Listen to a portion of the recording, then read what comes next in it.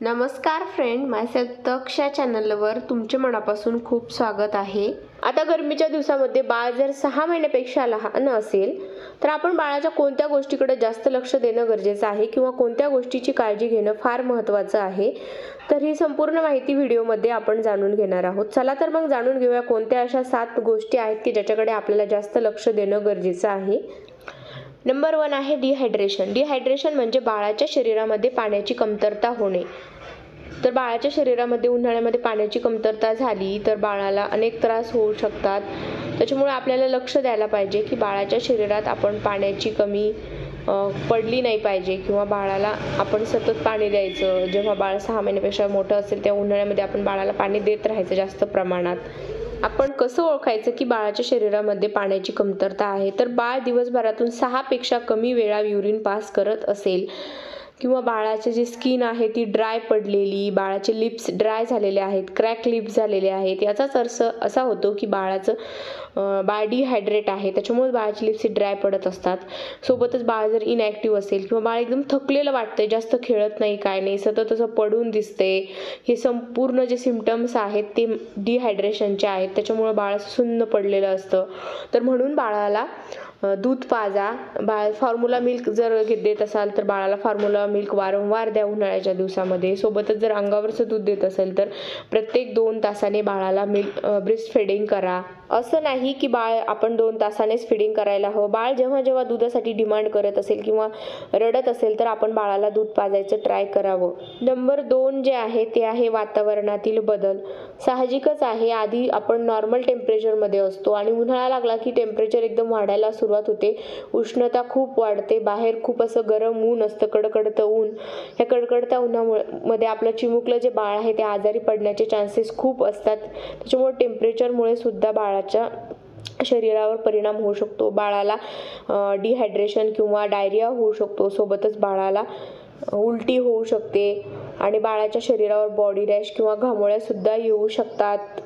Number 3 आहे तुम्ही 6 महिन्यापेक्षा छोट्या बाळाला 10 वाजेच्या आधी उन्हात न्या, त्याच्यानंतर नेऊ नका आणि दुपारी तुम्ही 5च्या नंतरच बाळाला बाहेर काढा, जेणेकरून बाळ जे ऊन पडलेलं असतं आणि ज्याच्यात जे हार्मफुल अल्ट्राव्हायोलेट रेज असतात ते बाळापर्यंत पोहोचणार नाही आणि बाळ कमी प्रमाणात आजारी पडेल। कारण न्यूबॉर्न बेबी असतात, त्यांची स्किन खूप नाजूक असते, त्यांना कशाचा पण लवकर परिणाम होत असतो। नंबर 3 आहे बाळाचे कपडे। तर उन्हाळ्यामध्ये बाळाला सुती, कॉटनचे असे आणि हलके फुलके ढिले कपडे वापरा, जेणेकरून बाळाच्या शरीराभोवती हवा खेळती राहील, बाळाला मोकळं वाटेल। आणि बाळाला फुल स्लीवचे आणि लॉंग असे ड्रेस घाला, जेणेकरून बाळाचे जे स्किन आहे ती कव्हर होईल पूर्ण। शक्य असल्यास बाहेर जाताना बाळाला एक कॅप घाला, जी उन्हाळ्यामध्ये हॅट भेटते ती हॅट घाला, जेणेकरून बाळाचा नेक आणि फेस हा उन्हापासून प्रोटेक्ट होईल आणि बाळाला उन्हापासून वाचवण्यास मदत होईल।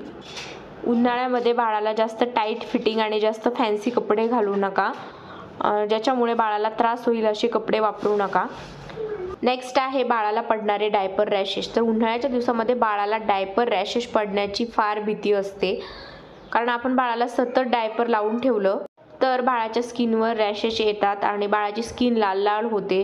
त्याच्यामुळे तुम्ही उन्हाळ्याच्या दिवसामध्ये बाळाला डायपर फ्री ठेवा, म्हणजेच बाळाला डायपर घालू नका। सुती असे कॉटनचे पॅन्ट शर्ट असे सिंपल कपडे घाला, जेणेकरून बाळाचे जे स्किन आहे ती दबणार नाही किंवा घाम येणार नाही आणि बाळाला मोकळं फील होईल।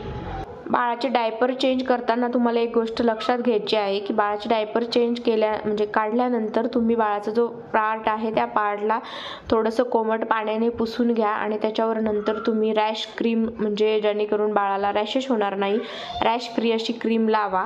नेक्स्ट जे आहे ते आहे बाळाची मसाज। तर तुम्हाला वाटत असेल की उन्हाळ्यामध्ये बाळाची मसाज करू की नको, तर याचं ॲन्सर आहे हो, बाळाची मसाज करणं फार गरजेचं आहे। उन्हाळ्यामध्ये सुद्धा बाळाची मसाज करा। बाळाची मसाज करणं म्हणजे बाळाचे ओव्हरऑल ग्रोथसाठी आणि ओव्हरऑल डेव्हलपमेंटसाठी फार गरजेचं असतं।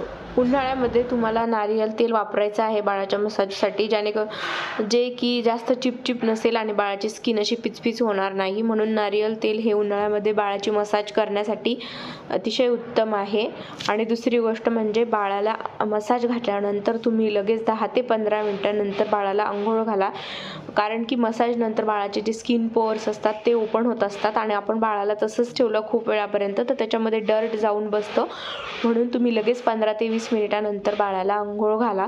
आणि हो, अंघोळीसाठी जे पाणी वापरणार आहात ते हलकं गुणगुणं असं पाणी वापरा, जेणेकरून बाळाला त्याचं गरमी वाटणार नाही किंवा बाळाची स्किन ही टॅन होणार नाही. नेक्स्ट जे आहे ते आहे बाळासाठी तुम्ही कोणतं सनस्क्रीन वापरता किंवा कोणते क्रीम्स उन्हाळ्यामध्ये वापरता. तर जे पण प्रोडक्ट आपण बाळासाठी वापरणार आहोत ते थिक नसायला हवं. असं पातळ असं सनस्क्रीन जरी असेल किंवा क्रीम जरी असेल तर पातळ असायला हवी, ज्याची लेअर बाळाच्या स्किनवर तयार होणार नाही. असंच प्रोडक्ट तुम्ही बाळाला उन्हाळ्यामध्ये वापरा. नेक्स्ट आहे क्लिनिंग. तर बाळाचे टॉईज किंवा बाळाची क्लॉथ्स, बाळ ज्या गोष्टी तोंडामध्ये घालत असतं ह्या संपूर्ण गोष्टीची व्यवस्थित काळजी घेतली पाहिजे. म्हणजे यांना क्लीन केलं पाहिजे, याला धुतलं पाहिजे. बाळाची दूध पिण्याची बॉटलसुद्धा क्लीन असावी. आणि लास्ट पॉईंट आहे की बाळाला आपण ज्या रूममध्ये ठेवणार आहोत किंवा बाळ ज्या रूममध्ये असतं त्या रूममध्ये हवा खेळती असावी, गरम वातावरण नसावं. तिकडे आपण फॅन लावावा, जास्त गरमत असेल तर आपण कूलर लावावं, पॉसिबल असेल तर आपण AC सुद्धा लावू शकतो.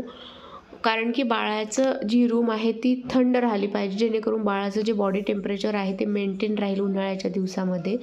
आणि एक गोष्ट लक्षात ठेवा की बाळाच्या डायरेक्ट अंगावर ह्या गोष्टी नाही लावायच्या. जसे की AC असेल तर डायरेक्ट AC बाळा जिथे झोपतं तिथे नाही लावायचं, थोडं बाजूला बाळाला लॉंग स्लीवचे शर्ट घाला, टोपी घाला बाहेर जाताना. अशा प्रकारे तुम्ही संपूर्ण गोष्टींची काळजी घ्या. ह्या 7 गोष्टी मी सांगितलेल्या आहेत, लक्षात ठेवा आणि फॉलो करा. आशा आहे की हा व्हिडिओ तुम्हाला नक्कीच आवडला असेल. व्हिडिओ आवडल्यास नक्कीच व्हिडिओला लाईक करा, व्हिडिओ शेअर करा आणि आपल्या चॅनलला सबस्क्राईब करा.